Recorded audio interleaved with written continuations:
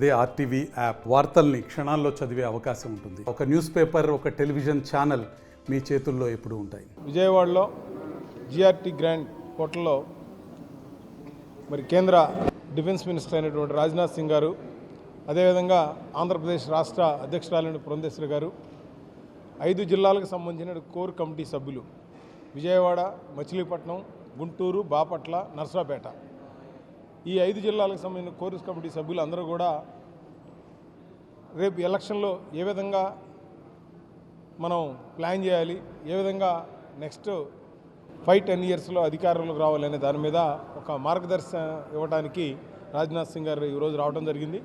ఉదయం విశాఖపట్నంలో అక్కడ ఇంటలెక్చువల్స్తో ఒక మీటింగు, ఆ తర్వాత ఇక్కడ మన విజయవాడ ఇక్కడ కోర్ కమిటీతో మీటింగ్, ఆ తర్వాత ఏలూరులో కూడా ఒక బహిరంగ సభ కూడా ఇప్పుడు వెళ్తున్నారు.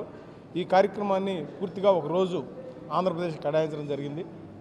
ముఖ్యంగా ఏంటంటే ఈ కోర్ కమిటీ ఉద్దేశం రేపు ఎలక్షన్లో ఏ విధమైనటువంటి మనం ప్రణాళికన గత 10 సంవత్సరాల్లో మోడీ గారు ఏం డెవలప్మెంట్ చేశారు, ఆ డెవలప్మెంట్ చేసింది కనుక మనం చూస్తే దరిదాపుగా ఒక 2 గంటలు మనం కంటిన్యూగా మనం చెప్పే అవకాశం ఉంటుంది.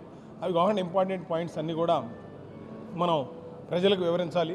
ముందు వెళ్ళి ప్రతి ఒక్కళ్ళం కూడా మేము వెళ్ళి అక్కడ ఒక మోడీ గారి తరఫున ఒక నమస్కారం పెట్టి ఓటర్లను కలిస్తే డెఫినెట్గా ఆయన చేసిన కార్యక్రమాలన్నీ కూడా ప్రజలకు గుర్తుంటాయి.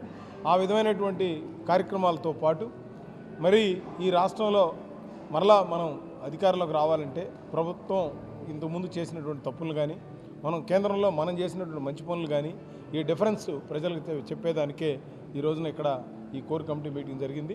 ఈ మీటింగ్ ద్వారా ప్రజలకి రేపొద్దున మేము ఎలక్షన్లోకి వెళ్ళబోతా ఉన్నాం. అందుకనే ఈరోజు ఒక మంచి కార్యక్రమాన్ని మరి మేడం గారు, అదేవిధంగా రాజ్నాథ్ సింగ్ గారు ఏర్పాటు చేసిన దానికి మీరందరూ వచ్చినందుకు మరొకసారి ధన్యవాదాలు తెలుపుకుంటూ నువ్వు మాట్లాడమ్మా.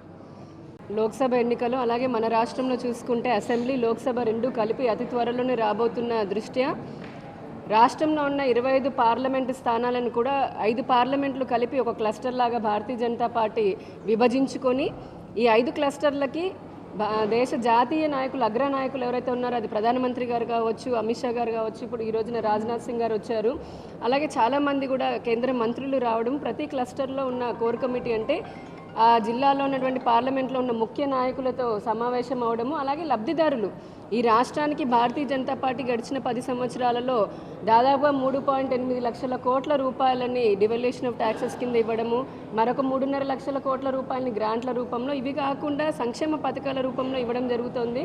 ఈ రోజున కోట్లాది మంది భారతీయ జనతా పార్టీ లబ్ధిదారులు ఈ రాష్ట్రంలో ఉన్నారు. వారందరి దగ్గరికి కూడా మనం ఇంటింటికి వెళ్ళాలి, వారందరికీ ప్రధానమంత్రి గారు నమస్కారం తెలుపుతున్నారు అని చెప్పిన సందేశాన్ని ఇవ్వాలి, ఆ లబ్ధి పొందిన లబ్ధిదారులందరినీ కూడా పలకరించాలి అన్నది రాజ్నాథ్ సింగ్ గారి సందేశంగా మేమందరికీ కూడా మాకు తెలియడం జరిగింది.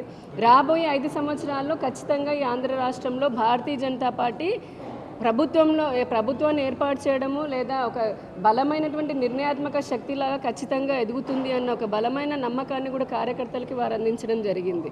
ధన్యవాదాలు. మరిన్ని వీడియోస్ కోసం ఛానల్ ని సబ్స్క్రైబ్ చేయండి, లేటెస్ట్ అప్డేట్స్ కోసం వాట్సాప్ ఛానల్ ని ఫాలో చేయండి అండ్ లింక్ డిస్క్రిప్షన్ లో ఉంది.